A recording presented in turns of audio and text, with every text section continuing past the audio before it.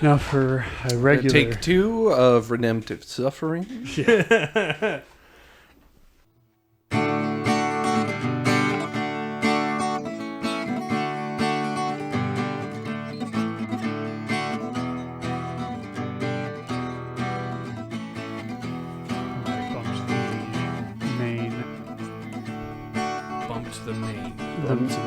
The main audio switch last week when recording, but He's chucking a miney. Yep. Wallet. Right. Wallet. Wallet. That is the one thing I'll remember from that talk for sure. Wallet. If you just say a word, imagine how it feels to say. Does this mean we have air conditioning? Yeah. Well, I mean, we are, but feel free to. We have air conditioning. Good job. Look at us go! Praise God. Not yet. It's in a waiting period. It'll turn on. Well, you just heard it here first, folks. God be on there. We have air conditioning and a back in the sword house. in their hand. Looks like air conditioning's back on the menu, boys. To deal out vengeance to Too the right, outdoors and punishment on all the weather. To bind the hot air in chains and their nobles in fetters of iron. To carry out the sentence preordained. This honor is for all his maintenance technicians. Which psalm is this paraphrasing? Or is it a canticle? It's a psalm. I can never remember it, but it's the one from the second psalm from Sunday morning prayer week 1. Oh, so not the one with the Because we sing it all the time. Okay. Because for every solemnity or feast of anything, it is always Sunday week 1 for morning prayer. Gotcha. Uh-huh. So we pretty much have that one memorized by heart if you've been doing it for any period of time. Because, yeah, that one you will consistently do every single week. No, not every week. Just every time there's a feast. Oh. So you could go a while without doing it in theory, but... Mm-hmm. Yeah, I think it's like Saturday morning prayer that they like is the one with like all you dolphins and That's water Sunday, creatures bless that's the Lord. Sunday morning prayer. Oh, it is, okay. That one I've always been like thought it humorous that it singles out dolphins and then all you water creatures bless the Lord. The psalmist really liked dolphins. Or, well, I mean... They were elevating dolphins above all the other water creatures. Which is right in Because they're the most intelligent beings on the planet, right? Yes. Yes, that's right. And actually, they're the second most intelligent second beings. most. Yes, first being mice. First being mice. Yes. Yeah. Right, I forgot about that detail. So long and thanks for all the fish. So long and thanks for all the fish. So sad that it should come to this. We tried to warn you all, but oh dear. Catholics leaving Stations of the Cross. You may not share our intellect, which might explain your disrespect for all the natural wonders that grow around you. So long, and thanks for all the fish. Great movie. Well, I mean, apparently not super close to the book, but you know, definitely not close to Martin the book Freeman and Alan Rickman as a sourpuss robot. What's not to Martin Freeman and also Alan Rickman as a sourpuss robot. They are not two personalities of a cyberpunk. What is the name of the robot? Marvin. They are not collectively Marvin. They are distinct entities in this film. Never quite had the hang of those dice. Yeah. I never read the book. I know a certain fan of the podcast. And a certain host of the podcast. Is quite fond of the books. I may one day get to reading them. We'll see. You will love them. I guarantee it. Yeah. They're just dry British humor the whole way through. Dry British humor the whole way through. It's not even as dry as other stuff, but it's like dry in it from a humor sense, not dry from a reading sense. I know, but like the humor, it definitely has some of that dryness to it sometimes, but like it's more damp than other British humor. It is. If that's not the worst way to describe it I've ever heard. No. What would be worse if I described? What would be worse if I described it as moist? Yeah, I could have used moist. I will acknowledge the humidity, but I'm trying to take my mind off of it. I should have taken a cue from Riley and grabbed a cold one. But it's never too late. It is never too late. But we could always pause the recording and go get a cold one. Well, we're going to be getting some cold ones with the boys in celebration of Nathan's birthday after this. Yes. So, which will be tomorrow from recording, but like a couple days ago after posting. Yeah. It'll also have been the 4th of July. We will be 2/3 American Independence Day. Yes. For you international listeners. If any. Of which there are none. But, there may be. Maybe someday. At some point in the vague future that may or may not happen. Because you never know. May or may not happen. God may come. The eschaton may be tomorrow. It could be like right now, halfway through recording. Mm-hmm. Could be. Who knows? But notwithstanding. Like a thief in the night, and if you're not ready for it and all that. A thief in the middle of the evening. Yep. When you're sitting down to have a nice drink and a nice Friday shrimp dinner. I'm really good at growing barley. I think I'm just going to retire with all this beer that I can make. Or it wasn't beer, what was it? No, it was a vineyard. It was wheat? I don't know. In the parable. The guy who's just like, dang, I'm really good at growing crops, I think. The rich man who stored things in barns and then died. Yep. That parable. Yeah. There was I forget.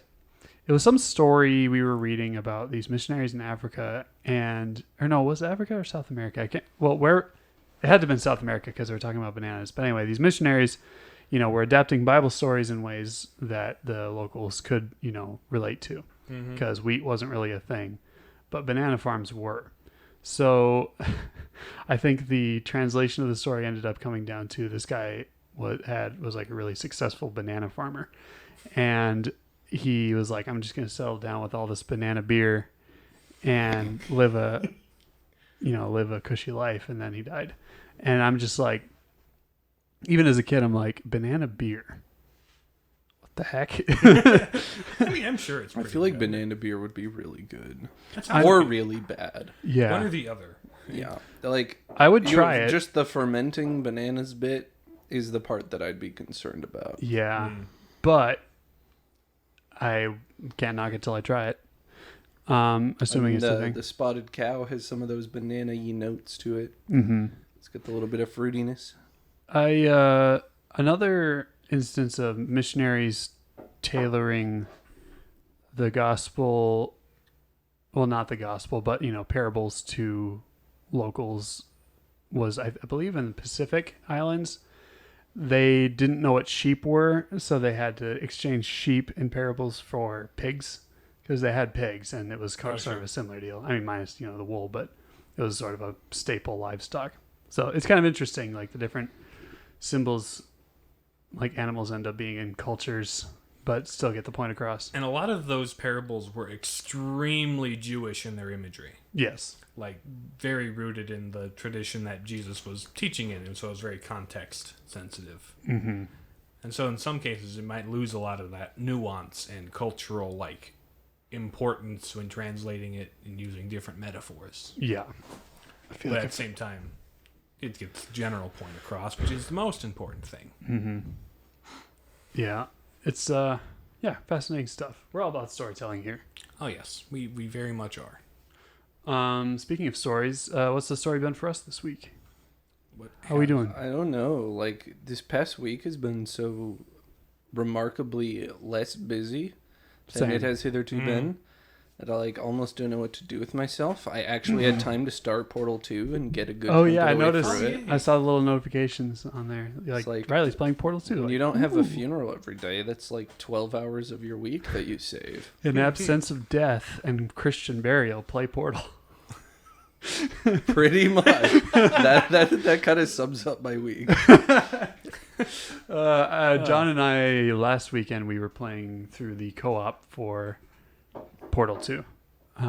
Apparently we still have quite a bit left, but it's been fun. Oh, yes. We've sort of learned how to work together eventually. Well, that's part of co-op. Right, that's part of the deal there. But yeah, that's been fun. This week at work, not terribly busy until today, of course.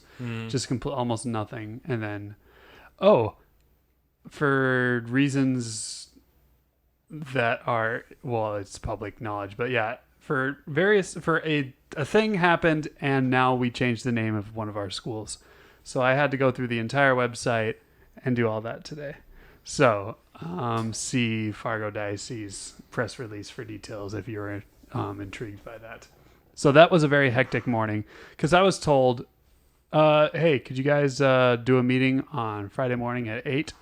Okay, half an hour before I come in usually. No big deal. I've got to do all of this. And it's like, oh, by the way, is your morning free on Friday?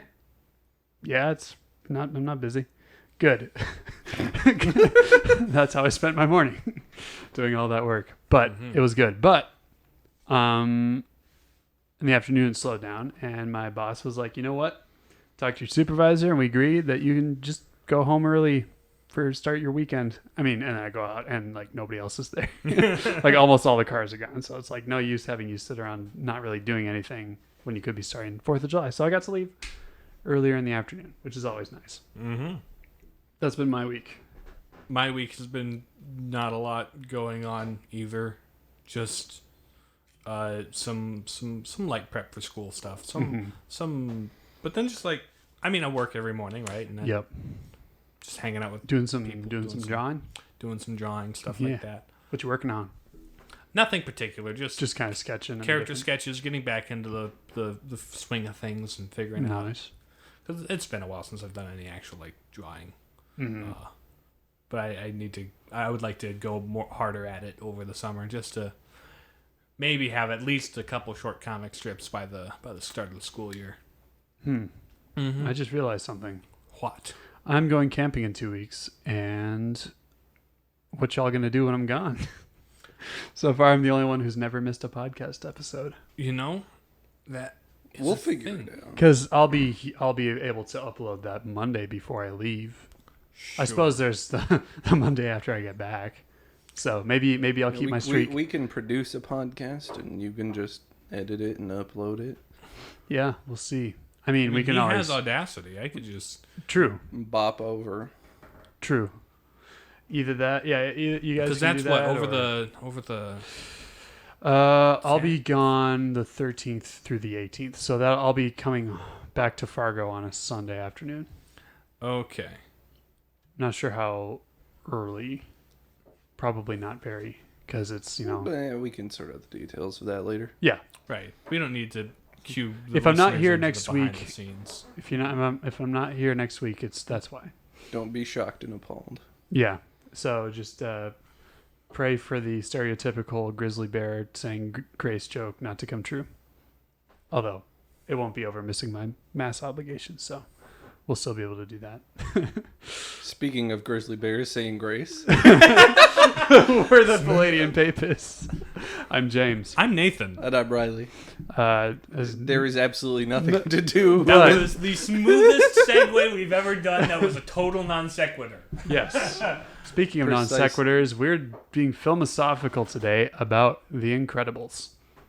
In a world where one man will decide whether to pull a lever and kill one man, or not pull a lever and allow 5 people to die, find out in Philosophical.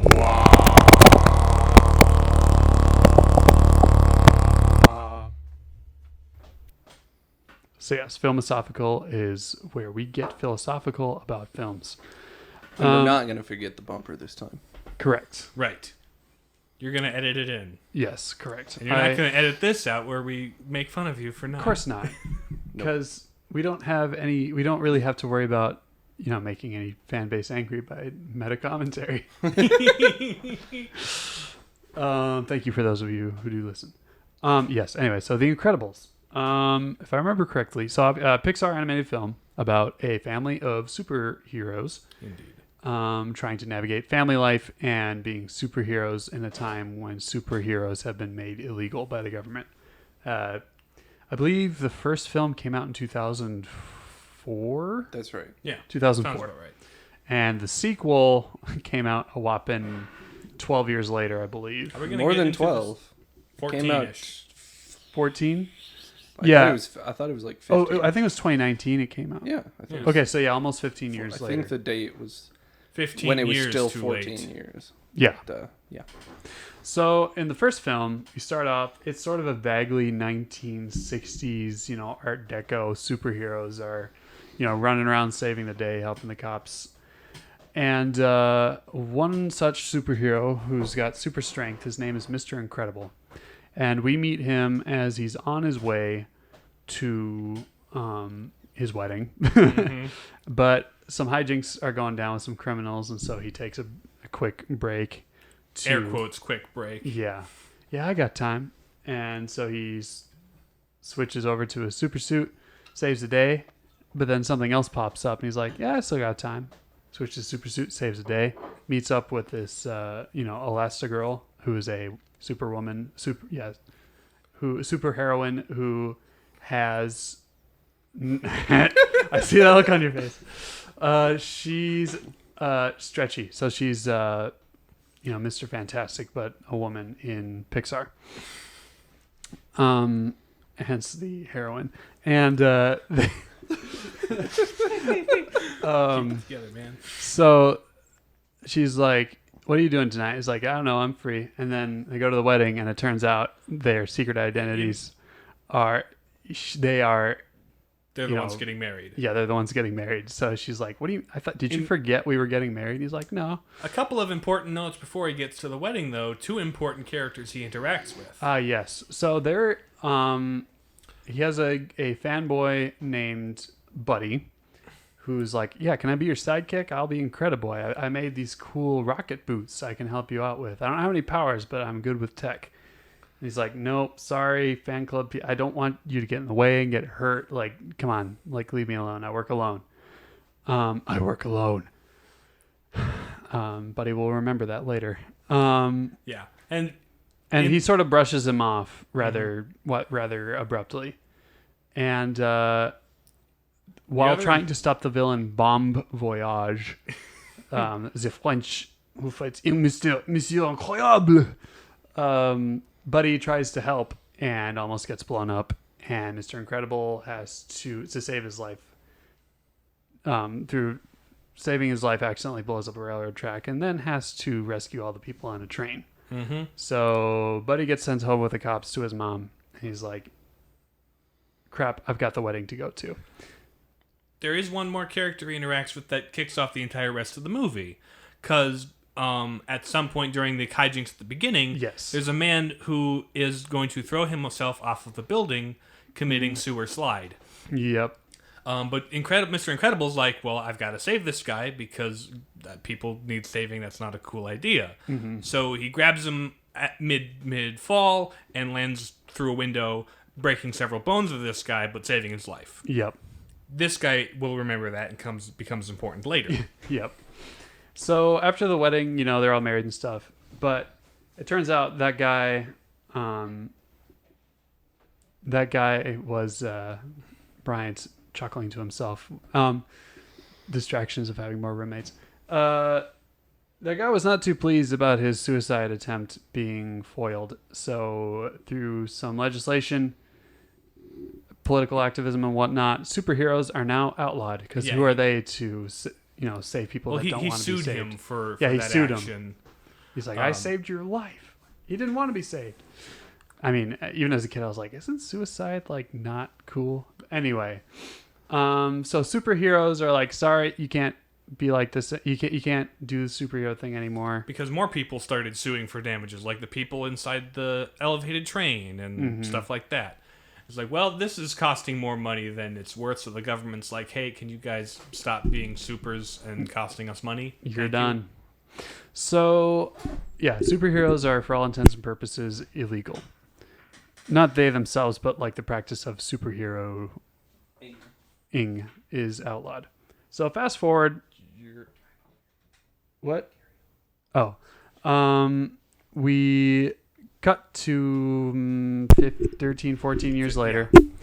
The Parr family, as Bob Parr is the Mr. Incredible. Mr. Incredible. And his wife Helen is Elastigirl. Yep. They have 3 lovely children. And it turns out not the specific superpowers, but having superpowers is genetic. So their oldest daughter, Violet, she's invisible. She can go invisible and make force fields.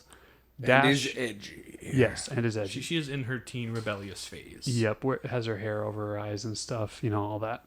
And then Dash, as his name would suggest, is pretty quick. He's a quick boy. Gotta go fast. You gotta go fast. And the youngest Jack, they don't He know. hasn't shown any powers. He hasn't shown any powers He's as just of yet. kind of normal-ish. He's a baby.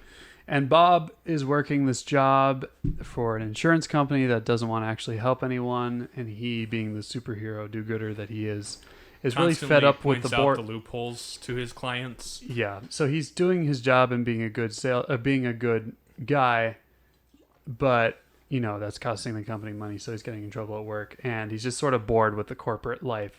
Misses flying around and being a superhero and whatnot. So the Pars have just recently moved, and so they're settling in.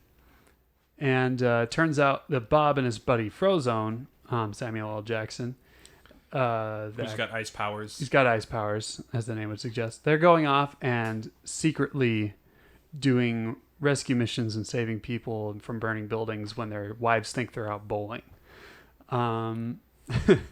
There's one piece of dialogue. They're sitting in the car listening to the police scanner. It's like, you know what? Why don't we go out and do what our wives are thinking we're doing just this once? Just to shake things up. Yeah.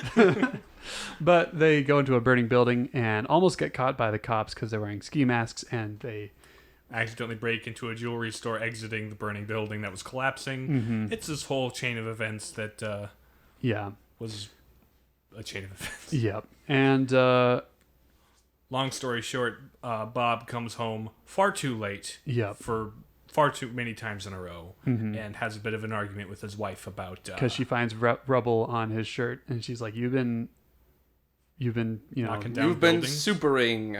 You've been supering again? Like, we just moved because we blew our cover. It's like, don't worry, nobody saw us. It was fine. And so there's kind of a disagreement. She's like, you got to get a handle on this. And he's like, but If what I I don't think is happening is happening. It It better not be. Different movie, but basically basically. the same thing. And the kids were listening in on the argument because Dash is quick and Violet goes invisible. So they were hiding and listening to it. So they were fighting in front of the kids, and that was kind of an issue. So Bob goes back to work, and Gets called to his boss's office. yep, his boss is not happy. Bob, He finds it quite Not inconceivable what's been going on happy. under his nose. yep. He's like, you got to stop helping people because you're costing this company money. It's like we're an insurance company. That's what we're supposed to do, help people. But he's like, nope, your numbers aren't good, buddy. And looking outside, he sees in the alley out his boss's window that this guy's getting mugged, and he wants to do something about it, and his boss won't let him go help. So that's the last straw. So His boss's advice is just hope they don't cover him. yeah. So this is the last straw, and Bob throws him through multiple walls and sends him to the hospital. And so the government agent that's been kind of assigned to them to keep an eye on him is like, well, you done messed up, son. I know you liked being a superhero and stuff, but we keep moving you and you keep blowing your cover. You got to get this under control. Bob gets this mysterious message in the mail, which is sort of a Mission Impossible, like this message. Your mission, should you accept it, is to come to this island and meet with this millionaire whose robot's going nuts. Mm-hmm. So Bob sneaks out, puts on his, makes up a vague excuse for a business trip or something. Even though he's totally fired. Yep. And secret to his family, he goes to this island, puts on his old super suit, which doesn't quite fit him right, and fights a robot and beats it up. He's like, oh, this feels good. And so after this, he's, getting... I think he's getting paid. Yeah, he got paid a large sum of money to do this, and so he's going out. He's feeling good about himself. He just did some superhero stuff. So he's working out, getting back in shape. He's buying a fancier car. And he's things seem to be improving. buying stuff for his wife, spending time with his kids. It's just... Seems to be going great. And then, he goes and sees the Edna Mode, who was the old superhero costume designer, is like, you know what? Because his suit got damaged in the fight with the robot, and he wants to cover it up from his wife because she'd notice if his suit was ripped. Mm-hmm. So he gets a new suit and goes and fights another robot. But this time, this robot doesn't go down so easy. And it Because turns it's out... an it's been improved specifically after his fight with it. Turns out this millionaire who's got these robots that are going out of control is controlling the robots, and he's Buddy, but grown up. So now he sees himself as this supervillain named Syndrome. Well, not Not a supervillain, but he's a supervillain.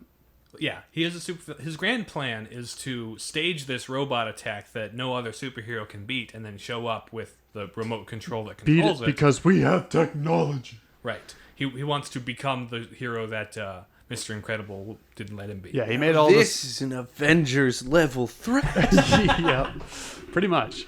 He he made a fortune, designing weapons and stuff for the government, but then he kept all the best ones for himself. So now he has like this private fortress island that he tests robots on.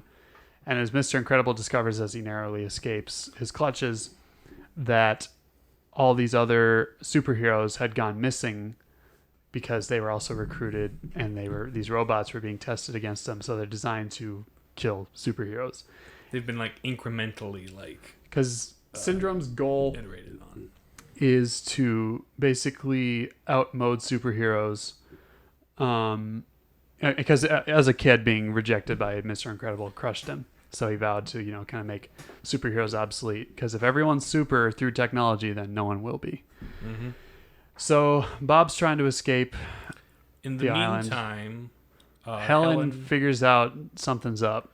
And she she's sees the stitch on Bob's old suit, and she's like, there's only one person he would get to patch this up. Is he hiding something from him? Is he having an affair? So he goes and sees Edna, and she's like, "Oh yeah, you got here to get some costumes too?" She's like, "What?" I love the design of the one I gave Mr. Incredible, so I just made some for your whole family that complement your powers. Yep. You're welcome. And Helen's like, We're not doing this. And she's like, yeah, whatever. Pull yourself together. turns out each she finds suit has a tracking device so that the family can keep track of each other wearing the suits. Mm-hmm. And she sees where the island is that he's on, and also I think his signal goes dead after he gets captured. It's like, right? better go find him. And so, because I think she calls him where Bob said he was going to be. Is like, no, he's not here. Mm-hmm. So she gets a plane, since she's a pilot, and goes and flies over, tries to fly to this island. But stowaways, Dash and Violet are like, sorry, we snuck on here. She's like, what are you doing? I thought I told you to stay with Jack at home. Is we he got him all a alone? babysitter. Which we could... they made a short later on about so the babysitting and how that went. Because it turns out that Jack has reached the point in his development where he's sort of... manifesting his powers. Which are many... Which are crazy. Yeah, crazy and very difficult for this oblivious babysitter to handle. So that's a whole short. That's good, a side point. Good fun. So as they're en route to this island, they're discovered by Syndrome, who's now captured Mr. Incredible, who was sneaking around his base trying to find more info. And he's like, "Oh, your family's coming. Let's blow them up." So he sends missiles to shoot him down, and they narrowly escape into the ocean. And through Mom Boat and Jack Motor, they make it to the island. They make it to the island. And she's like, well, we're here now. Put on these suits. Y'all are superheroes. I'm going to go find your dad. And so she goes through the base and, finds Bob. And they all get captured, though. And Syndrome's like, oh, wow, you had a family. Nice. Well, y'all stay here while I do my master plan. I'm going to fly this robot and destroy the city. And then I'll destroy the robot and be the big hero. Yay. So while he goes off to do that, his underling, who the lady who recruited Bob, helps them escape because he sort of basically was willing to let her die in a confrontation, and she's like not all about that. Anyway, helps them escape, and so they frantically make their way to the city to try to stop Syndrome's plan. Mm-hmm. And with the help of Frozone, who finally gets my super suit!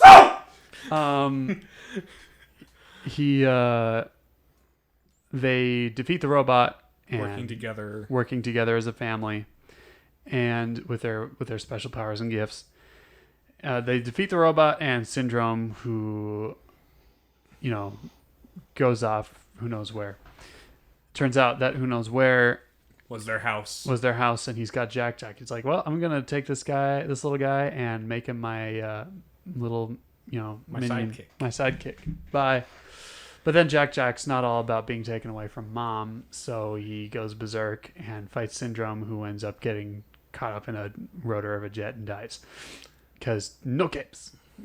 Because that's a hazard. So that's the end of Incredibles 1. Pretty much. They saved are the all day. a family. They all kind of managed to not need to relocate, and or actually, Because there's growing public opinion swaying back towards superheroes being supported. so it's a maybe because they saw how they handled the robot, the Incredibles and Frozone. And while they're at a track meet, Violet's sort of become less edgy. Dash is finally competing in sports and actually not being a slacker and playing pranks on the teacher. He's joined track and is wiping the floor with everyone without really using his power. A supervillain named the Underminer attacks, and they're all like, all right, let's go fight this guy. And that's End of movie. end of movie. It's like, Beginning of Incredibles 2. are we talking about that one? I mean, might as well. We're Yeah, there's a lot less like Plot stuff going on. interesting that happens in Mhm. 2. It's just like it made me feel like a kid again with It was the fun. Incredibles nostalgia. It was a fun movie. But Yeah, but I think it like- had less to say and said it less good. Yeah, I agree. But we'll go over it briefly. I've only ever seen it once. So they do the Underminer attack. It doesn't quite go, or they fight him off. It doesn't quite go according to plan because their communication isn't the best and whatnot. They get some collateral damage, and the government's like, by the way, y'all are still illegal. So lay low. Their house got blown up by Syndrome's plane, so they don't have a place to live, so they live in a motel. And there's this rich guy who reaches out and he's like, hey, I'm a fan of superheroes. My dad was a huge fan of superheroes. I have a sister. She's not a fan of superheroes. But what do you say I give you a job doing superhero stuff for me, and I'll advocate for the government to allow superheroes again? And by the way, it has to be Elastigirl because she doesn't break things every time she punches stuff. Sorry, Mr. Incredible, but you're not it. Yeah. So she gets to be the breadwinner for a bit while Bob gets to try to, handle being the kids. Mr. Mom, well, So she goes off, does superhero stuff, and is trying to track down this villain called Screenslaver. Screenslaver, who mesmerizes people. Dum dum dum. So over the course of events, we find out that Screenslaver is actually the rich man's sister, and she's trying to Sway public opinion against heroes by hijacking the signing of this accord or whatever to allow superheroes. And making it look like a bunch of superheroes attacked the because you can't people trust who were them signing things. because she was really mad that her parents were so into superheroes. They had like a phone line to this one superhero. It was like somebody broke into their house and superheroes had been made illegal, so there was no one there to save them, and they were murdered, by this burglar. So she's like, it's superheroes' fault. So can't trust them. Let's make nobody trust them ever again. So Super Family Incredibles manage to get together and, foil her plan through some hijinks and stuff. And that's the end of movie 2. Much more abridged. Much more abridged. Yeah. So what do we like about The Incredibles? I really like the way it approaches like family dynamics in a very kid-friendly way, but in also a very real way. It's like it's not afraid to really show some Midlife crisis. well, yeah, that, but just like the whole scene where Frozone is trying to get out to help them in the attack by the giant robot. He's like having an argument with his wife while chaos is happening She hit around his him. super suit because They they're had going a on dinner date night. planned. We're going to dinner tonight. My night is in danger. Gotta think And about it's- the greater good. I am the What? greatest good that you You are ain't ever gonna gonna get. And it's just this brilliant dialogue between, just a very real situation They given nailed the suspension of disbelief that about Samuel L. Jackson, like, honey, that whole scene is just brilliant. Supervising some kind of normal family dynamics. In fact, the entire family dynamic, the superpowers each family member has, is kind of A reflection of their personality in some and of their ways. role in the house a little bit. And they're right? kind of archetypal your kids. Your mom, who's standard soccer mom, stretching in every way to make her get her kids to places on time. You've got the teenager who feels very tries to socially hide. awkward and So shy and she hides goes- behind everything. She shields herself. And then you've got Dash, this ball of energy, who's this 12-year-old boy. You've got the father who's got to be the strong parent figure. You've got this baby full of untapped potential. Mm-hmm. So their powers reflect their role and personality in a kind of interesting way, making them archetypes that are fun and approachable. Yeah. Like One of my normal favorite family problems. bits is like that supervised. that sort of dysfunctional family dinner they're having where, Helen's trying to tell Bob about, Jack or Dash got in trouble at school, and Bob is like listening, not listening, and so he's trying to cut Dash's steak for him, and he's like, "Huh?" He wasn't even paying attention to cutting the steak because his mind was off and wishing he was a superhero. So he cuts through the entire plate. Like, I always thought that was entertaining. Or like he gets home from work super frustrated. He slips on a skateboard, lifts his car up, and there's the kid behind him On the It's like, tricycle. What are you looking at? I don't know, something amazing, I guess. Me too, kid. Or what are you waiting for? Yeah. So I don't know. Something amazing to happen, I guess. And just the fact that their last name is Parr. Yep. Like average. Average. Yep. It's fun and ironic. I like it. Yep.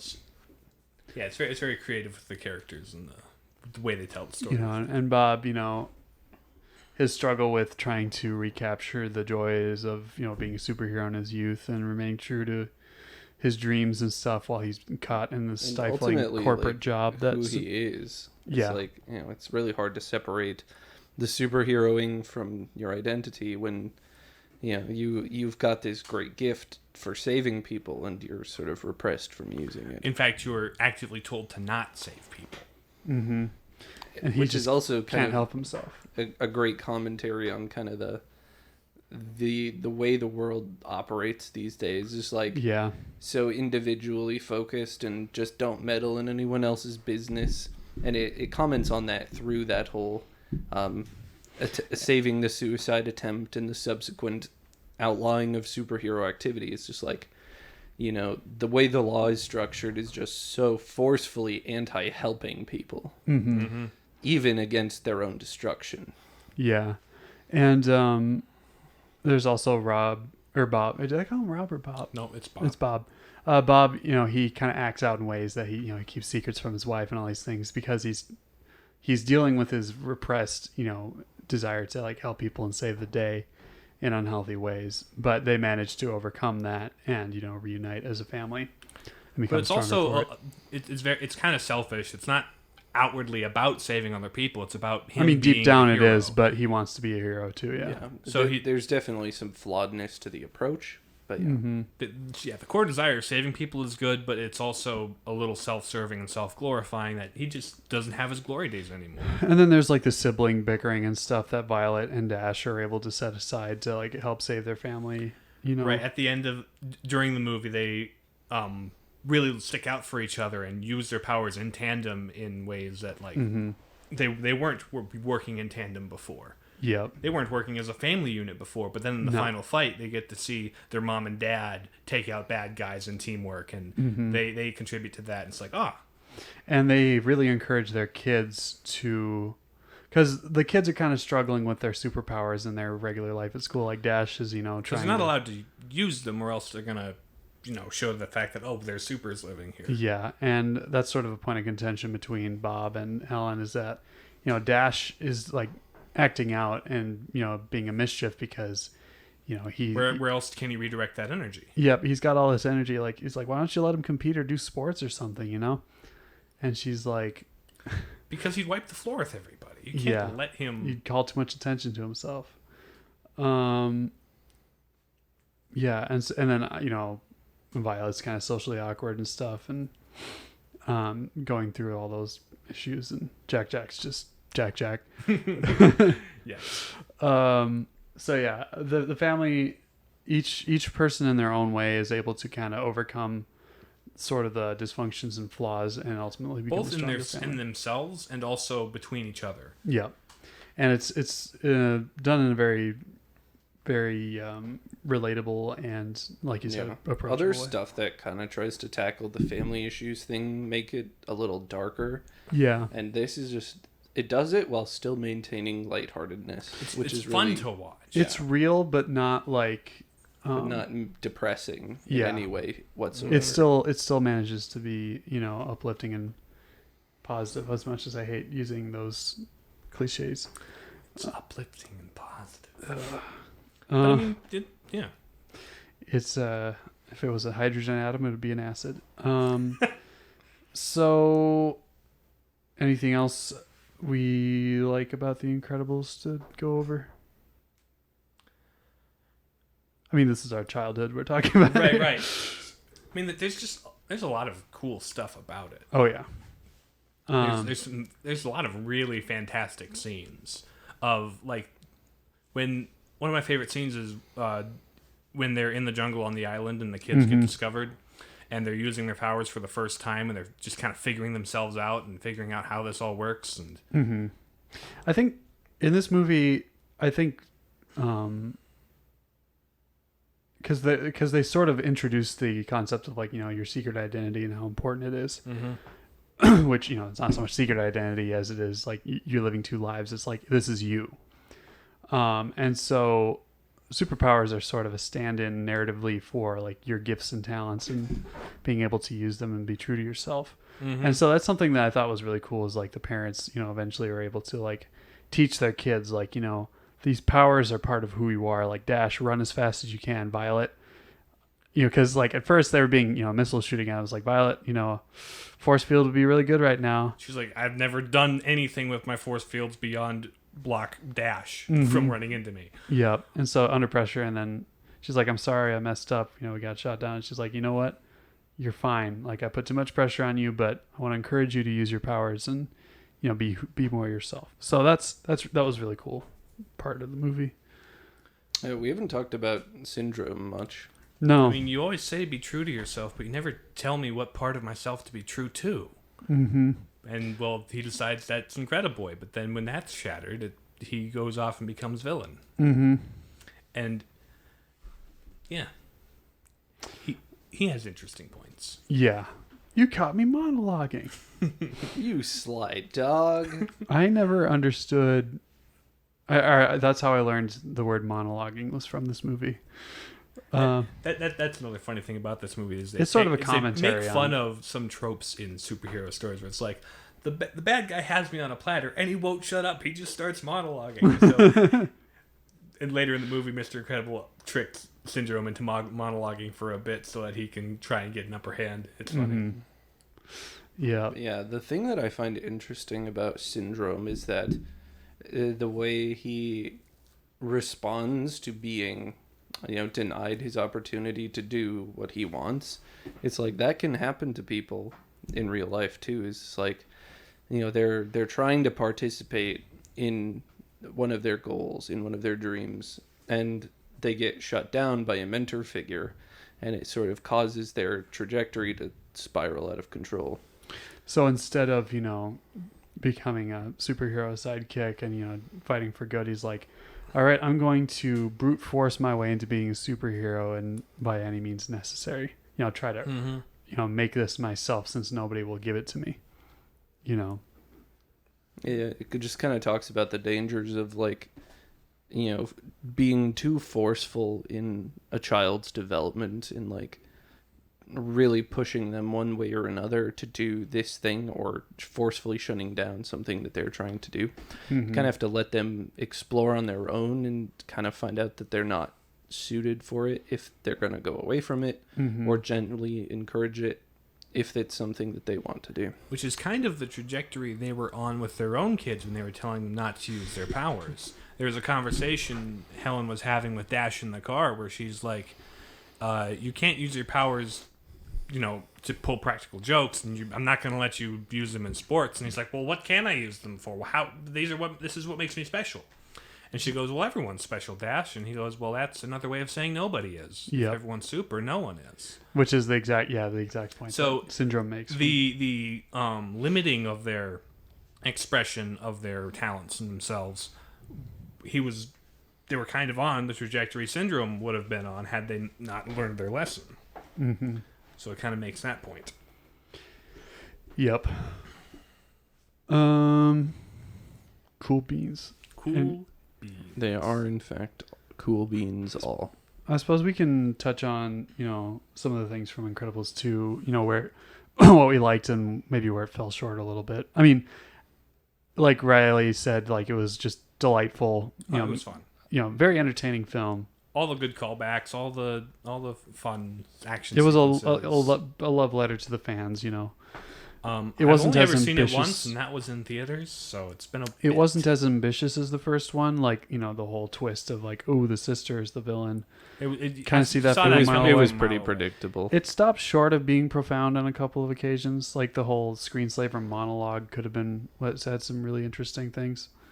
About how People use media. It was unfortunately a little disjointed from the rest of the narrative of the movie, but like some of the points, it's like you don't talk to each other. You watch talk shows. You don't. What was some of the other things that she said in the monologue there? But there was some really poignant points about how you're sort of outsourcing social interaction to and participating in society to your technology, and that's mesmerizing you. So am I really the one hypnotizing you, or is it the screens you're watching? Yeah. So that was kind of a neat point, but it was, like I said, kind of disjointed from the rest of the narrative. But also, I think one of the things about that movie was kind of Bob's arc, where he is used to being the powerful one, the one who wins bread for his family and such. Mm-hmm. And now he finds himself in a position where he feels powerless. Yeah, he's He being feels called to out of his nurture. element. He's being called to nurture. And he's like, what? They changed. You can't change math. Math is math. Look what they have to do to mimic a fraction of our. Wait. So eventually he learns how to, But he learns that parenting, if done well, can be a heroic act. Yeah, he manages the domestic side of being a dad. Mm-hmm. Eventually, he's able to eventually help Dash with his homework. He sort of ham-fistedly helps Violet with her boy problems. There's some really, what I like about this movie is like there's more comical, like relatable family comedy that goes on. Also in this trying movie. to deal with the baby and discovering, oh, you have powers, multiple of them actually. How to deal with this kid, who's just wild and can't seem to keep him in one place. Like that's kind of how it is with normal toddlers. They just kind of get out of control once they hit a certain age. Mm-hmm. So it's very exhausting, but he manages to kind of overcome that. Meanwhile, Helen is also sort of, figuring out the balance between being a superhero and being a mom. Mm-hmm. Like she's, still the caregiver and stuff like that, but she's able to, to sort of also pursue her. Figuring out the working mom scenario there and how to make that work and how to balance that in a way that's mindful of her kids, that's mindful of Bob's needs and all this stuff.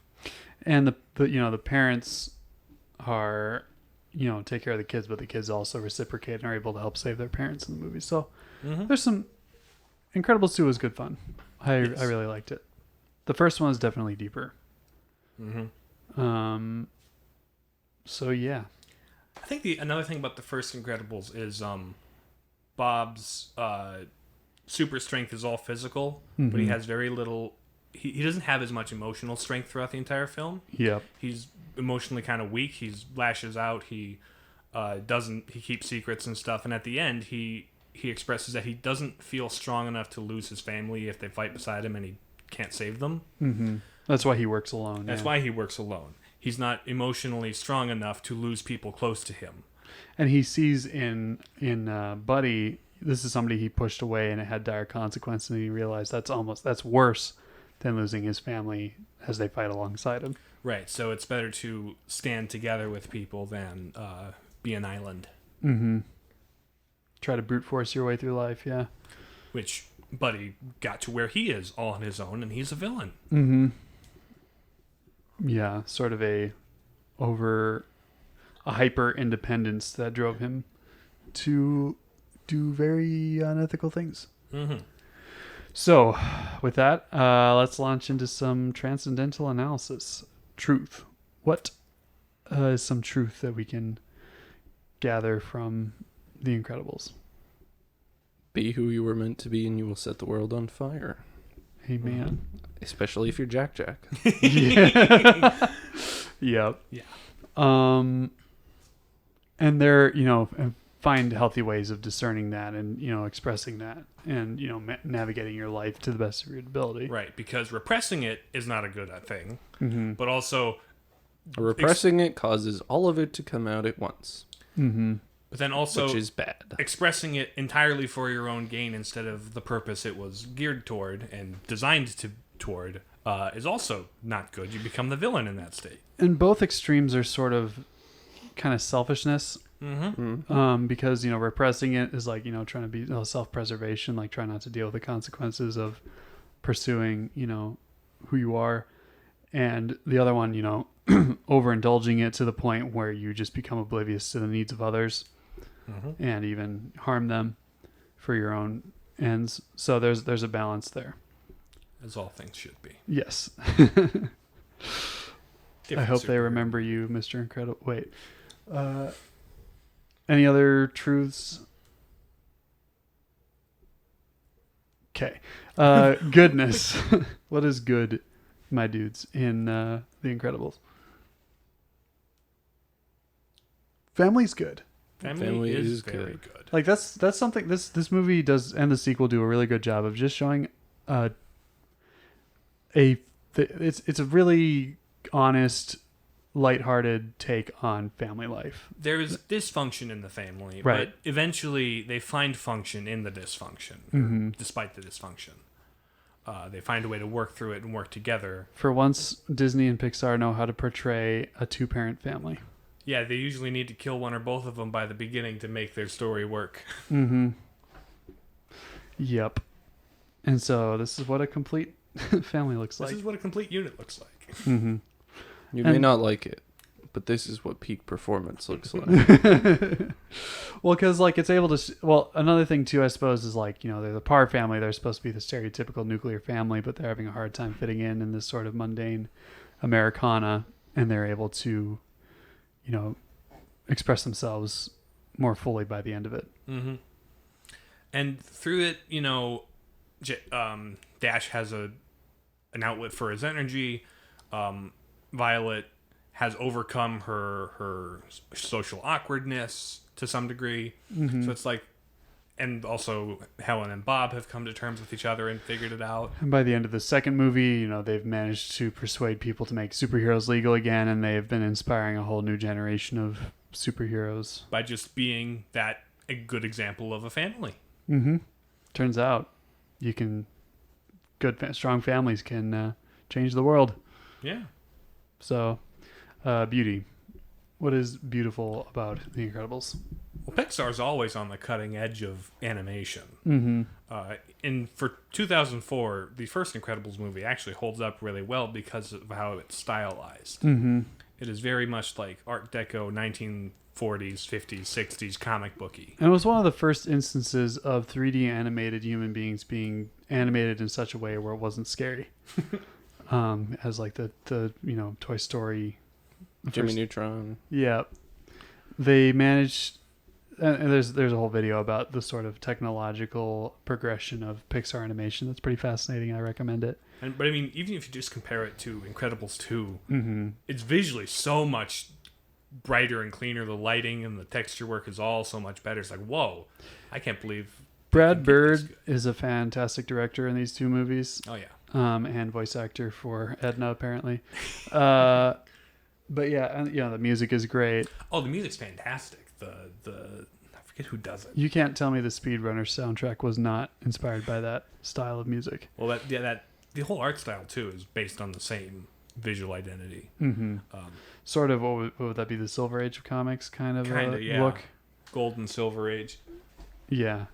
So, very artful movie. And also just a lot of really fun and creative action sequences with the characters and their powers. Mm-hmm. My favorite scene in like the first movie is Dash is running through the jungle, and then he was running on water, and then he's like running away from like the helicopter buzzsaw planes. Mm-hmm.